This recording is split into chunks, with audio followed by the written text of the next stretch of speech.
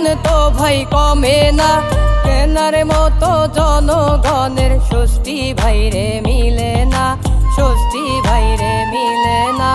কি বলিব দুঃখের কথা বলা যাবে না, 500 টাকা বাজারে নিলে বাজার হবে না ভাইরে, বাজার হবে না।